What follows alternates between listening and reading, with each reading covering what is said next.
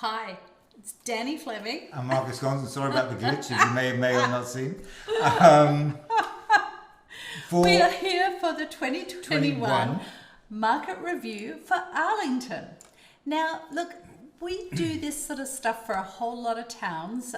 If you go to our blog page on our website, you'll see a whole lot of towns in there. And I'm just wondering why you jumped to that so quickly. What's he doing? It gets better later on, trust me. It gets better later on. And look, we do this for a lot of towns. Have a look. If you've got a specific town in mind and there's not one there, then just let us know, because we have 50 odd towns worth of data on our website. We have all of this data for lots and lots of different towns. So we'll do one just for you and stream it if you've got some interest in something in a town that's not there. So why do we do this?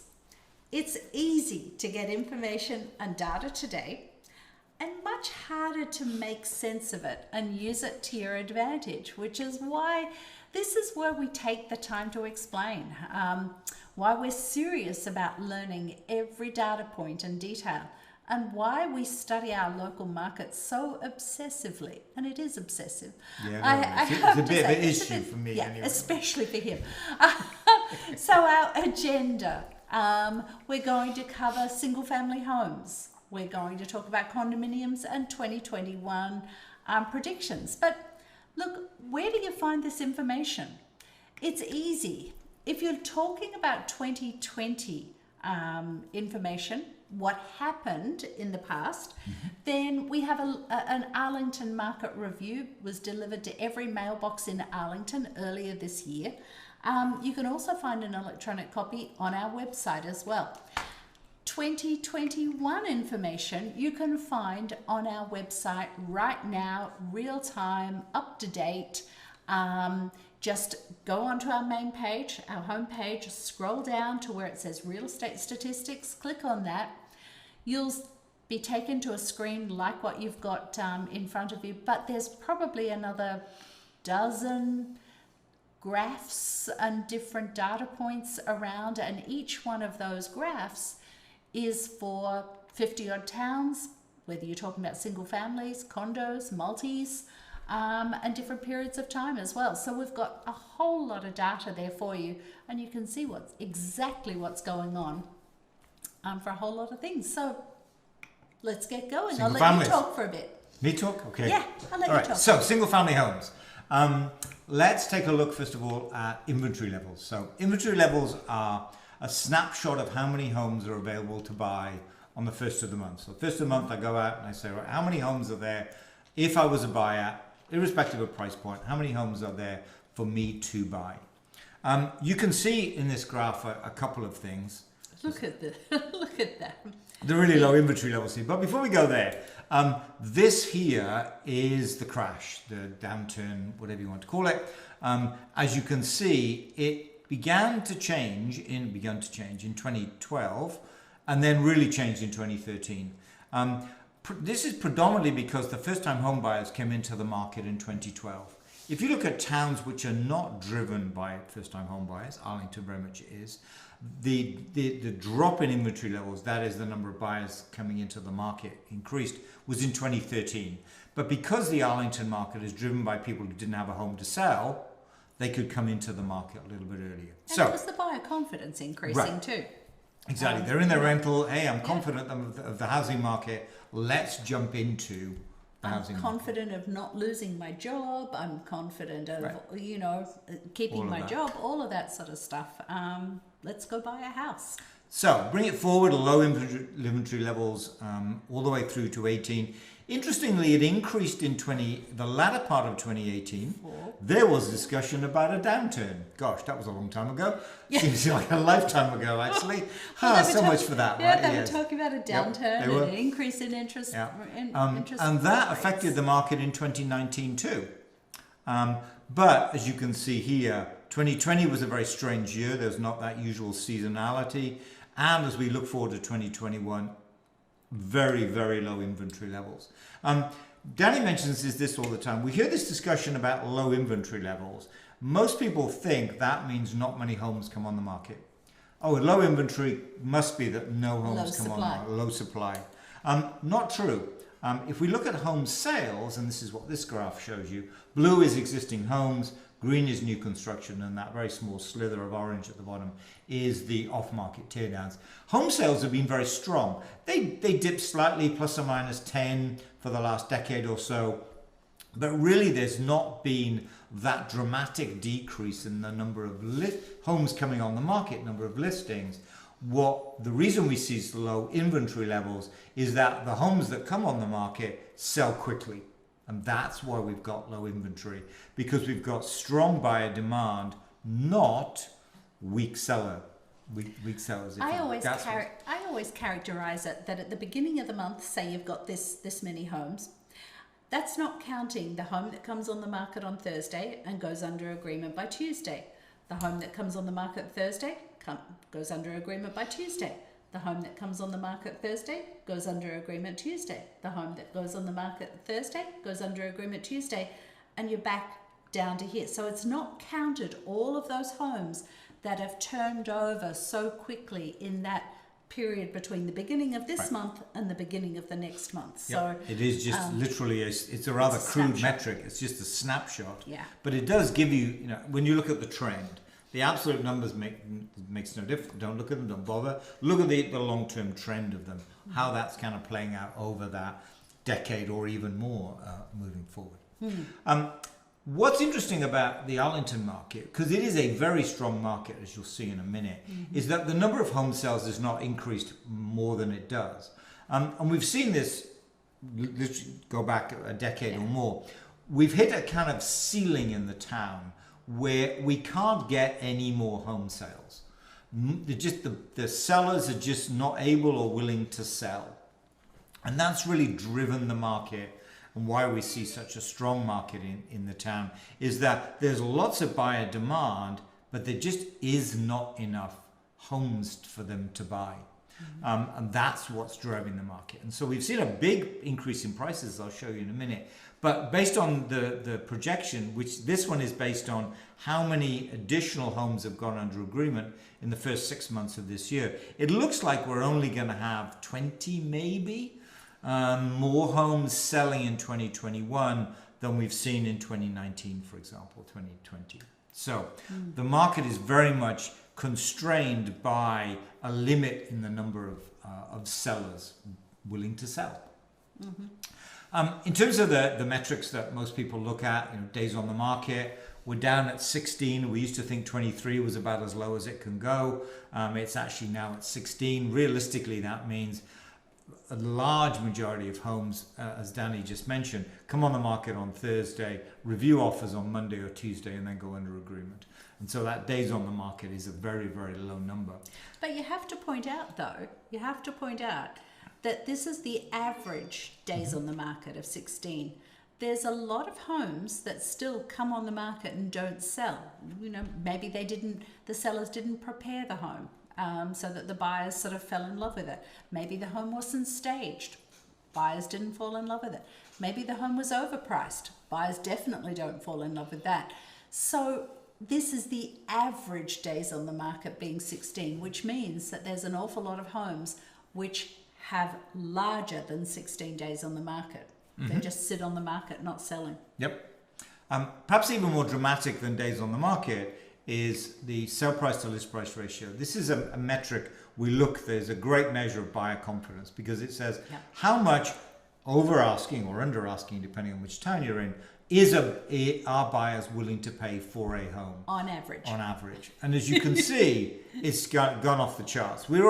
Arlington was always around 102, 103, maybe 104 in a good year. This year to date, first 6 months, we're at 109%, average of 109%. That's a very, very high number, far higher than we've seen previously. And this shows you that there are lots of buyers in the market, and there just isn't enough inventory to satisfy those buyers. And so they are having to compete, and therefore if they compete, they drive the prices higher. So that's what you're seeing here. This is a record-breaking market. I mean, it really is. This is a record-breaking market.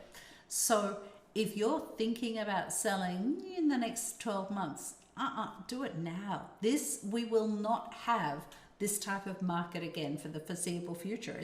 And we'll talk a little bit about that as we come up, but it's a fundamental shift in what's important to buyers and sellers. Yep. So to kind of put this in perspective, that high number in terms of what we've seen historically, once we came out of the pandemic in 2020, it was a very, very strong market, very, very strong.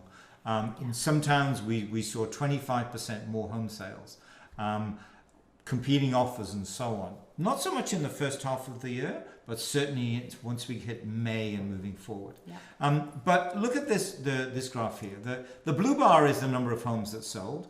Bear in mind that when a home sells, it's actually gone under agreement 6 to 8 weeks prior to this. So it's a bit of a lagging indicator. But the orange line here is that sale price to list price ratio, month by month.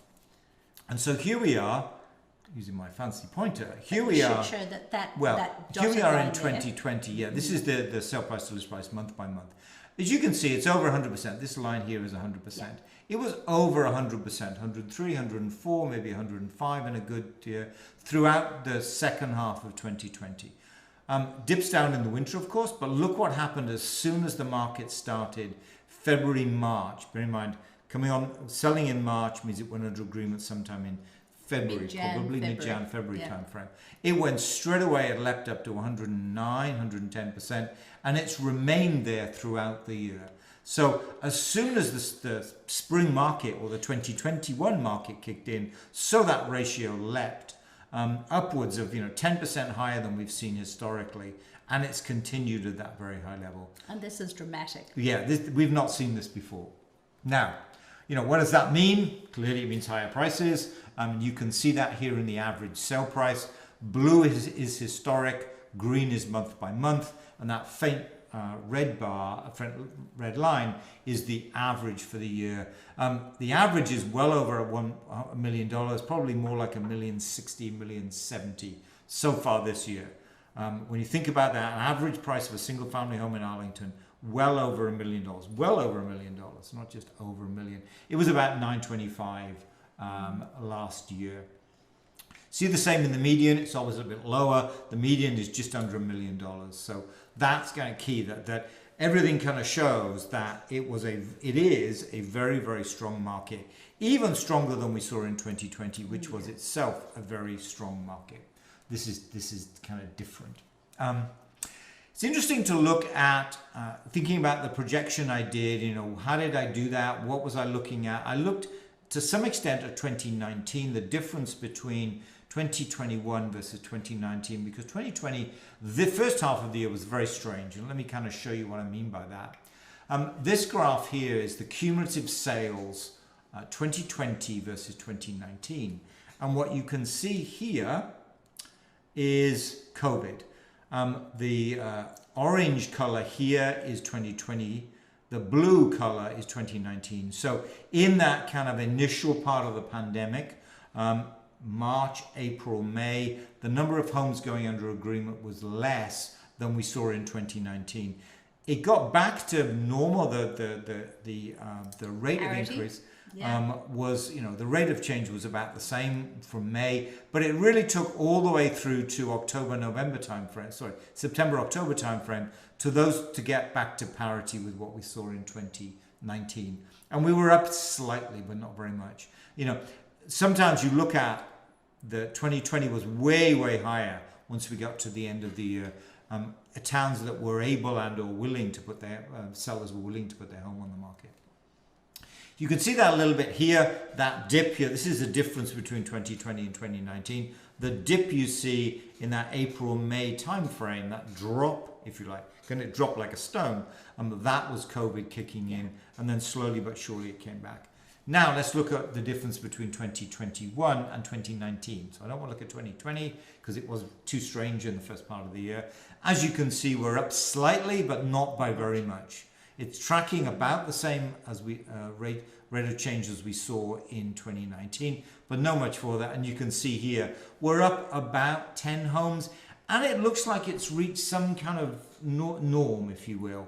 You know, we quickly went to 10 additional homes, but it's not increasing. Some other towns you look at, it's still increasing. In Arlington, it's very much, we sold about 10 more homes in the first half of the year, and that looks to be as good as we're going to get for the rest of the year. So don't anticipate, as you're a buyer in this market, more homes coming on in the second half of the year than we necessarily saw in 2019. If you're a seller, guess what? There are lots of buyers looking to buy in the town. And so, you know, it behoves you to think about pushing that number up with your home. So, but, you know, more on that in a minute, I guess. Condominiums. Similar idea. They vary slightly, but similar overall trend. Looks like we're tracking the same number of condo sales this year as we saw in 2020. And that was just slightly higher than we saw in 2019. So, you know, it's about parity. So mirroring very much the single family market as well. Kind of there's headroom there. There's a potential to sell more, but there just aren't enough sellers able to put their home on the market. As we come into average prices, so the average price about 700,000. It was slightly lower than that last year, about 680. So we've not seen that large increase. Not compared to what we're seeing with the single families. Right, absolutely. You know, and we've been seeing that with the buyers. There's a little bit more reluctance to buy a condo. People, where we talk about people's, you know, what's happening in the market with the buyers, it's actually a fundamental shift in what the buyers value in where they live. And part of that is people didn't like being in a shared space. This is why the cities are losing people left, right, and centre. It's the density of people in the city is so much more. Well, in a condo, tends to be there's more people in a condo, right, and it's part of the whole sort of fundamental shift in what people are valuing in their home. People are wanting to be closer to family. Our son and his fiance moved out from LA in December because they wanted to be close to family, and they've just bought a home. Earlier this year, we were selling a home on Princeton Road in Arlington, and the sellers were moving to San Diego. We were selling 2 other homes around the same time. The sellers were moving to San Diego. I don't know what's well, San Diego's a nice town, to be fair, but it was nice people choosing to go somewhere warmer. Right. You know, go closer to family, whatever it may be. Yeah. So it was people changing what's important to them. COVID made people realize that maybe I've just gotten on this rat race. Let me choose what I wear and how I want to live. So. I don't know how I got onto that. No, but having said, you better get back onto track. I am in a minute. Yes, I'm right now actually. Having said that, you know what Danny said is that there is this reluctance, perhaps too strong a word, but there's kind of would I prefer single family versus condominium? Yes, I would prefer single family versus condominium. That's clear. But of course, the counter to that is the average condominium price is about 700,000. The average single family home now exceeds $1 million. And so there is that kind of, yes, I would like single family, but not everybody can afford the prices that single family homes sell for. And so a condominium, you know, is the next best alternative, if you will. So there's kind of the two competing things kind of there. One is, yes, I'm a little reluctant to go to a condominium, but guess what? I can afford it. And so therefore, I'll use it as a stepping stone to my next home, if you will. Medium, very similar. Clearly, as you can imagine, it's kind of there or thereabouts, about 700,000. It's kind of uniform distribution of condos in general, and so median and average is about the same. Sale price to list price ratio. Remember, we looked at the ratio for single family at 109 off the charts. Here, look, 103%. We've seen it higher, and it may tick higher as the year goes on. But 103% was kind of interesting. given the comparison what we see with single family off the chart at 109. Especially when you're talking about a lower average sale price. That's too. right. Yeah, absolutely. Yeah. Absolutely. That 101, you can see there, that was very low. And it was, of course, here's the month by month ratio for 2020. You can see that ratio dipping as the year progressed. High at the initial, once COVID kicked in, so that ratio kind of dipped off. And that kind of, I think, is symptomatic of what you were just talking about, Danny.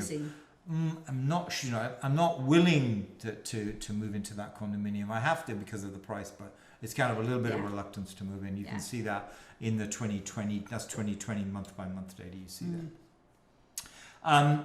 In cumulative sales, actually more sold in 2020 versus 2019. Not by very many, of course. Interestingly, the dip here was actually a little bit later in the condo market than the single family. I'm not entirely sure why that is, but as you can see, it kind of slowly but surely, came back up as the year goes on. As we look at cumulative year on year, 2020 versus 2021 versus 2019, it is tracking a little bit higher. About 25 homes, condominiums more selling in 2021 versus 2019, so tracking that a little bit higher, but with a lower sell price to list price ratio. So that's kind of, they're not selling for the same kind of high prices and same demand that we're seeing for single families. Yeah. So bigger picture, what's happening? Danny kind of hinted at this. I didn't hint at it. Hinted at it. He was like, this is right. But this is what Realtor.com has to say. Okay. Yeah, and most of it makes sense, right? Homes no longer meet your needs. Yeah. I need an office, I need 2 offices, whatever that may be. Don't need to live close to the town centre or to the or city don't wish centre. to live, because my commute now is less of a challenge. Yeah, might only be doing a hybrid work model and going into work twice a week. You don't need to live close to the They're certainly seeing some of that as well. Yeah. No longer need to live in the city. I'll move to Arlington. And actually what we've seen, Arlington clearly very close to Boston. We've seen a number of buyers say, I don't need to be close to Boston. Why don't I go much further out too? But there's still the draw, of course. Arlington still has the draw of the city, not necessarily to work, but for leisure and so on. So there is still that. And the community and things. Right. Yeah. And there's a lot going for it. Profit in the current market, yes. I mean, there's no question about that. There's definitely, for those sellers able and willing to sell, there's definitely a profit to be made, in the current market. Yeah. Smaller homes, downsizing at the end of the day, and we see a lot of people, and I'll talk a little bit more about some demographics in a minute, wanting to move to a smaller home as part of that kind of downsizing trend. But we're seeing a lot of people wanting to move to a larger home though too. That's true. With having 2 adults or 3 adults or 4 adults working from home, I need more space. And when kids were having to do this from home as well, they just needed bigger houses. Bigger houses. One office used to suffice. Now I need 2. Yeah. I don't want a space in the basement. I want a dedicated office because, hybrid model means 3 days a week I'm working from home. Yep. So. And we want to live closer to friends and family. That was indeed in our personal experience. That was our son and my daughter-in-law. And we want different features and amenities. This is a funny one. Swimming pools, really popular. This year, last year, really popular. Yep. Historically, 50-50. Yeah. Now this year, can I put a pool in? Almost the first question that comes out. The yard looks quite large. Can I put a pool? Which that's definitely a change. There's no question about that. I just had competing offers on a home just this afternoon, tonight.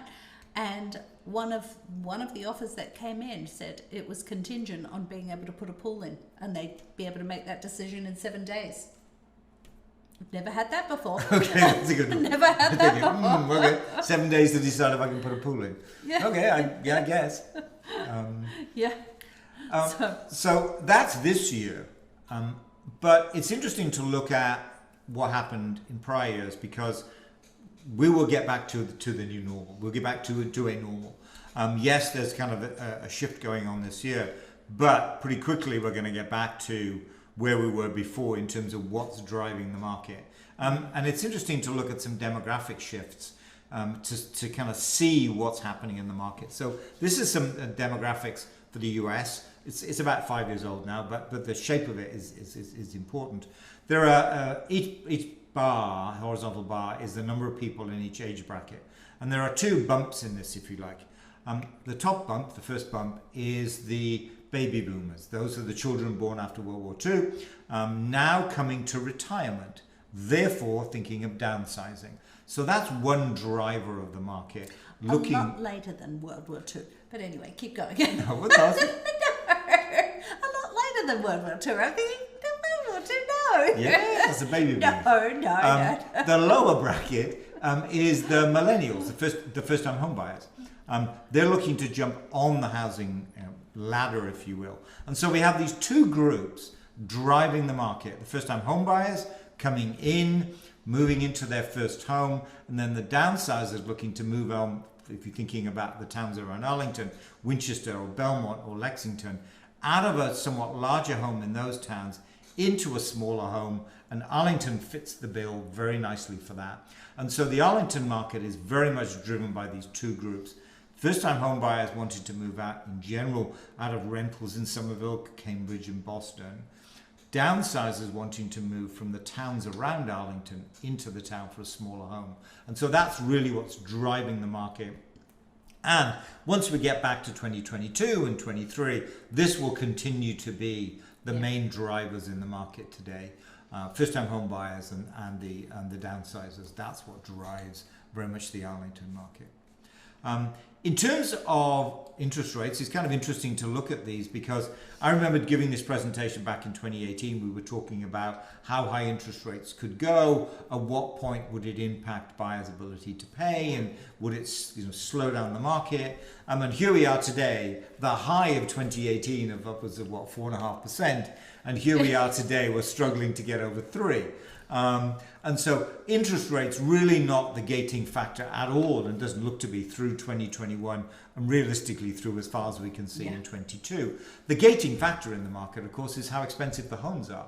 It's all very well being able to borrow money, but you still need 10 or 20% to put down. And as house prices get higher and higher, so that becomes the gating factor. It really isn't the mortgage interest rates. They're historically as low as they've been. Yeah. And this is data going back to 2009. So, I could go back even further and it would be higher. So, very, very low. It really is house prices as the gating factor now, not mortgage interest rates. So, that's kind of today. Now, we never disagree, but you can go first with your predictions. Predictions. Oh, there we go. Danny will go first and then I'll come with mine.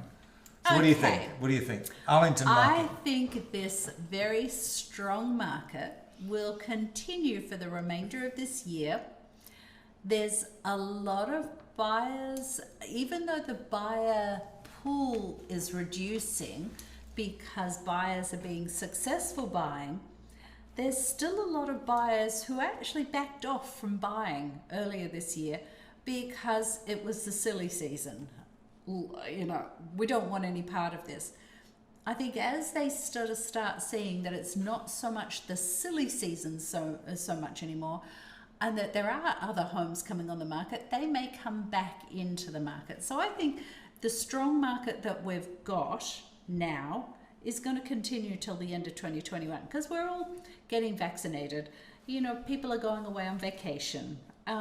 Things are starting to feel a little bit more like they're back to normal. 2022, I think we might start seeing a little bit more seasonality, normal seasonality that we have in the market. It will start getting back to normal, very much so, I think. And when we get back to a normal seasonality, it's important to make a smart decision as to when you come on the market, because there are very, very good times to come on the market and not so good times to come on the market. So seasonality is going to play a part, a very strong part in how successful you're going to be when you sell your home, if you're planning on selling in 2022. I do go into detail about seasonality in a video series called Selling Essentials that you can find on the front page of our website. And it's one of the topics under the general thing. So if you're curious about what seasonality is and when's the best time to sell versus other times during the year, then you can go and check that out. But I think that's what my predictions are going to be. I'm not going to say, am I right? Because I know I'm right. Do you agree? How close do you agree? How close do I agree? I would characterize it, I would look at it from the seller's perspective and the buyer's perspective. We do not see, no matter how strong the market is, we do not see lots and lots of sellers coming into the market, profit taking essentially. There does seem to be a constraint in terms of how many sellers are able and or willing to put their home on the market. And that number is pretty stable, it has been for the last decade or so.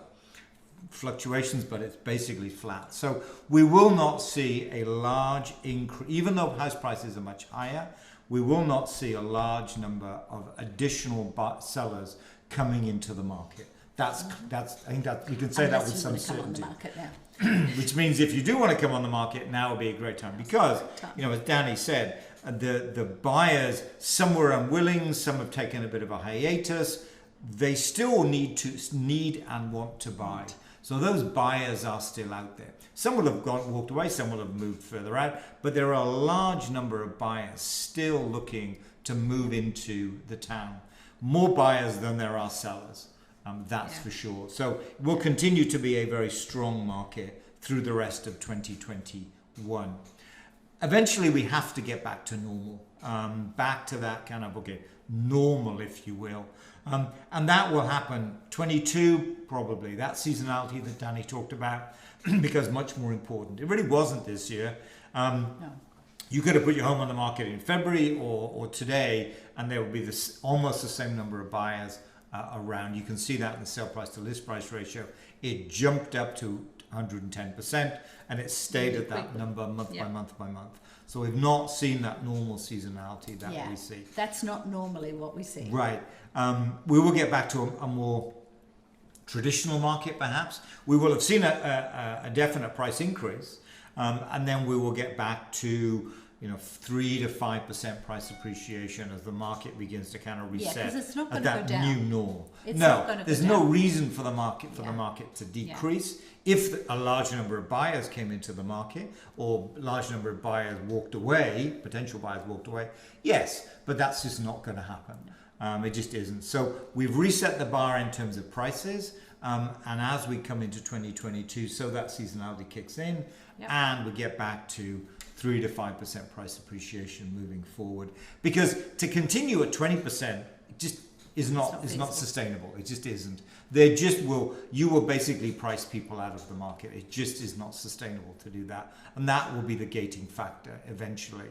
Buyers unable to buy those homes just because they're so expensive, or there are less and less people being able to buy the homes, and that will kind of bring prices down. Economics 101. So I think we said the same thing, by the way. I think I heard that he agreed with me. Isn't that what you heard? I think so, yeah.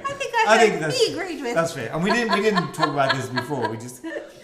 So, and why do we do this? Well, we think that our client deserves to be the smartest person at the closing table, and that we all benefit by becoming smarter about home buying and selling.